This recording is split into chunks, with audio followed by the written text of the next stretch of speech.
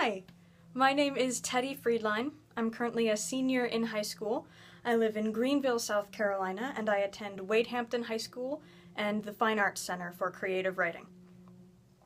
Today, for this supplemental video shebang, I was going to read you some of my work so that you could get a feel for not only how I write, but also how I read.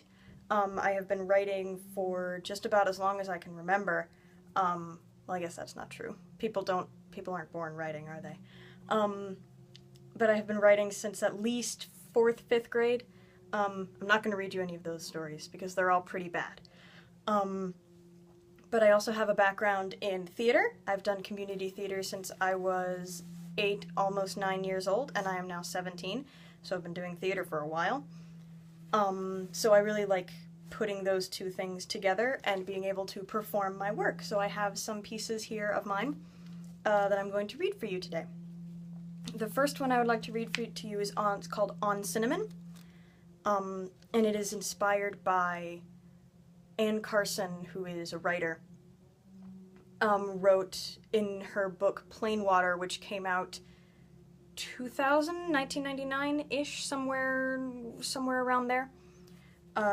One of the sections of her book, Plain Water, is called Short Talks, and it's just these sort of little, they're kind of these genre-less paragraphs. They could be read as poetry, as fiction, as nonfiction. They're just sort of little musings on whatever she decided to think about. There's one that's on Ovid, I remember. There's one that I quite like called On Gertrude Stein at 9:30, I believe it's called. That's quite funny.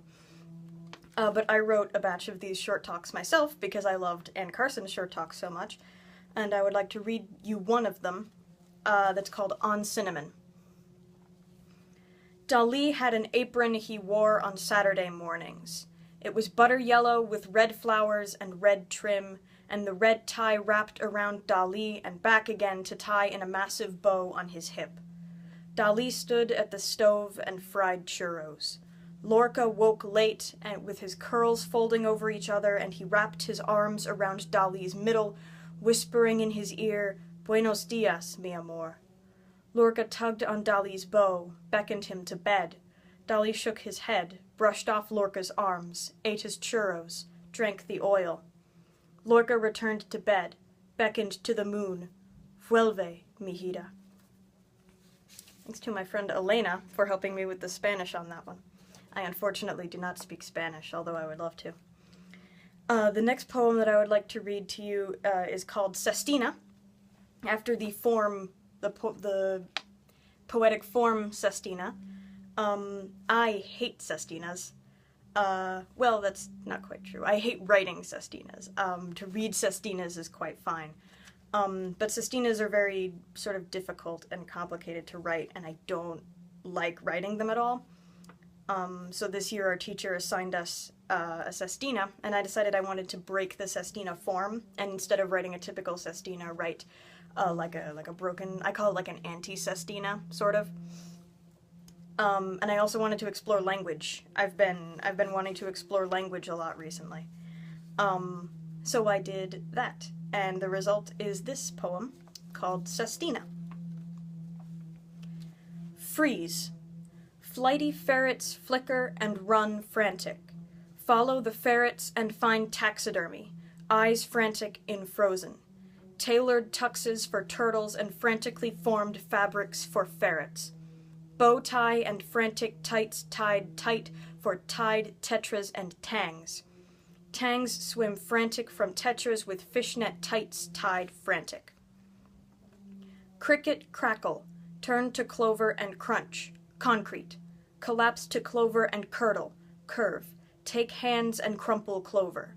Cricket craft corningware for clover, collect curios, calves. Cramps in clover's calves and crunches of cricket clover. Brandish and buckle, bright bird beaks and buck bark. The barred beak breaks a bear beneath. Broad brittle beaks with buckle bark and barrow. Beak brings barrow and buckle. Beak burrow. Brandish, banish, bird beak. Pumpernickel, poppy seed, prophets proclaim. Proud parsnips and prophet seeds. Pause. Paint palms of lanky prophets. Paint of purple. Preposition. Paprika prophets and passion fruit. Parrotfish. Pawpaw. Prophet. Prickly pear. Peppercorn. Peppercorn. Prophet. Dogs dodge dogged dogma. Desert. Dogs dodge dogged dogma. Desert. Desert. Deny. Delirious dogma. Darwin's frog. Dozens. Darkened dogma. Down darkness. Grab the dog, ma.